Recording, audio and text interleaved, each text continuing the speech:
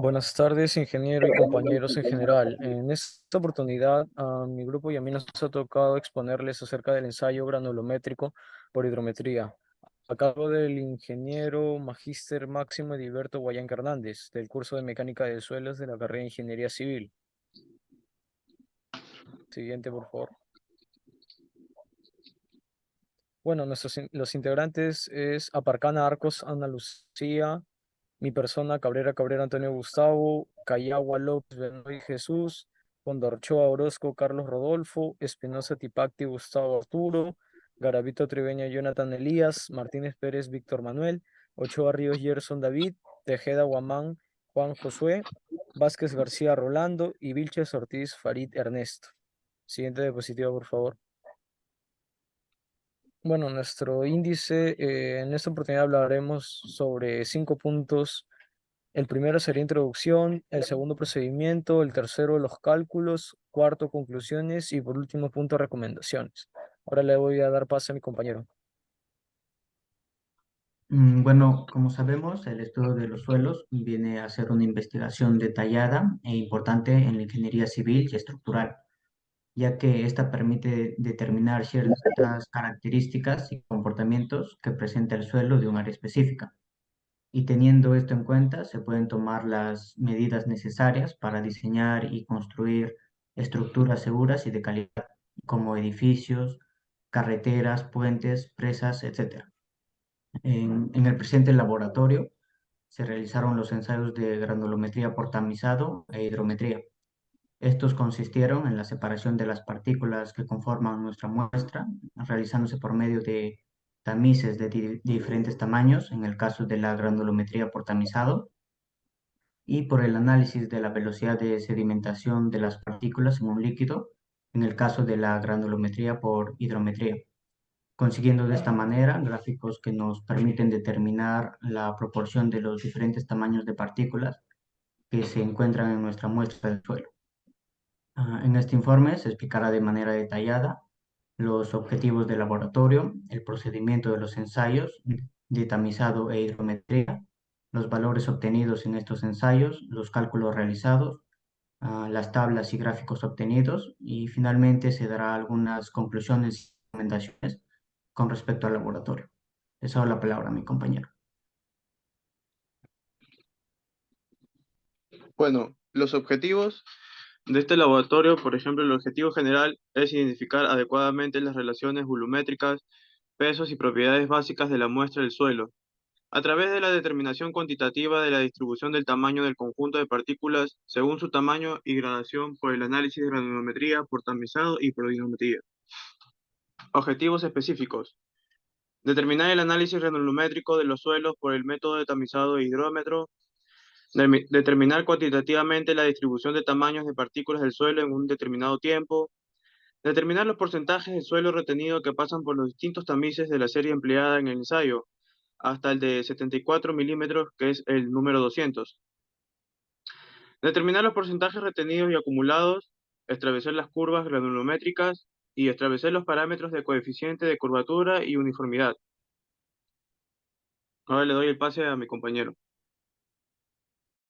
Bueno, continuando, voy a dar una breve explicación sobre los procedimientos, ¿no? En el procedimiento, primero lo que hicimos fue en una balanza, se pesan los 50 gramos de la muestra del suelo, se prepara el hexametafosfato de sodio, el 4%, el cual actuará como agente de floculante y agregamos 5 gramos. Después tomamos los 5 gramos de hexametafosfato y le agregamos los 125 mililitros de agua destilada. Se tiene que mezclar hasta que no se observen partículas. Pasado el tiempo de la saturación, se remueve la muestra y se transfiere al vaso de agitación, lavando cualquier residuo con agua destilada. Se coloca el vaso en el agitador eléctrico y se deja por 1 minuto. Luego se regresa la muestra mezclada a la probeta y después se vierte la mezcla en una probeta graduada de 1000 mililitros. De paso, mi compañero. Ahora presentamos los cálculos para hidrometría y su formulario. Hidrómetro de suelo A 4241, empleado en laboratorio. Esta utiliza una escala ASTM 152H, graduada por gramos por litro, dentro del rango de -5 a +60 gramos por litro. También presentamos la tabla de las correcciones por desfloculante en relación a la temperatura, también la corrección de temperatura para el 152H en relación a la toma actual por cada tiempo. Y de ahí también tenemos la profundidad efectiva L en milímetros, todos relacionados con la lectura del hidrómetro. Y por último, la gravedad específica del suelo, que en la mayoría varía desde 2.65 hasta 2.85 en la mayoría de los suelos. Y todo esto relacionado a la constante K y en relación a la temperatura. También tenemos los cálculos y la tabla de correcciones. Tenemos que R, la lectura corregida, es igual al RCP, que sería el valor de la temperatura tomada por tiempo, más 1, más la corrección por temperatura, que varía desde 2.75 a 2.9, según la tabla mostrada anteriormente. Luego tenemos la corrección por menisco, que se toma por debajo y por encima de menisco, y se hace una resta, y pues que nos sale menos 0.3. De ahí tenemos la corrección por desfloculante, que sería 5.85, también gracias a la tabla anterior. Y de ahí nos sale la lectura corregida, ya que la suma de los tres con la resta de la corrección por desfloculante nos sale esta lectura corregida R. Luego tenemos que calcular el porcentaje pasante. Para esto primero determinamos que nuestra constante K es 2.67, o la gravedad específica de este, y de ahí nos vamos en relación a cada temperatura tomada. Luego de hacer esto, rellenamos la tabla con tanto las profundidades efectivas relacionadas a la lectura del hidrómetro, las temperaturas y las lecturas corregidas. Y de ahí también tomamos el más cercano, como dice en la tabla, si es 2.67, tomamos el 2.65 en relación a cada temperatura y colocamos los valores determinados. Luego tenemos el diámetro en milímetros.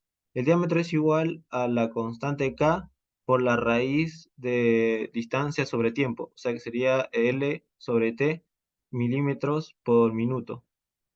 Y de ahí calculamos el porcentaje pasante. Este es gracias a la fórmula empleada para el diámetro 152H, que es R por el A, es el R por el A sobre el peso, por 100.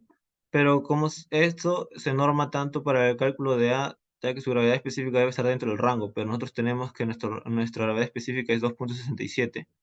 Entonces sacamos la fórmula, que sería para el hidrómetro 152H, y aplicando todo, nos sale toda la lista de porcentaje pasante para cada una de las lecturas. Luego tenemos la gráfica de la curva granulométrica, que es proporcionada por el ensayo de hidrometría. De ahí pasa mi compañero. Bueno, continuando con la exposición, ahora pasaremos a explicar las conclusiones del informe. Como punto número uno, debemos recalcar que en un proyecto de edificación es necesario conocer las propiedades mecánicas del terreno. Esto se logra mediante un estudio de suelos, que mediante una serie de análisis se nos permite conocer el tipo de terreno presente, así como también otros datos importantes que serán empleados en el diseño de la cimentación de la edificación. Como segundo punto, recordemos que el análisis granulométrico por hidrómetro se basa en el principio de sedimentación y en la ley de Stokes, la cual relaciona la velocidad de una esfera cayendo libremente en un fluido con el diámetro de la misma, dando así la distribución del tamaño de las partículas de las fracciones finas, sean limos y arcillas, de los suelos que pasan por el tamiz número 200, para la muestra que extraímos de la calicata.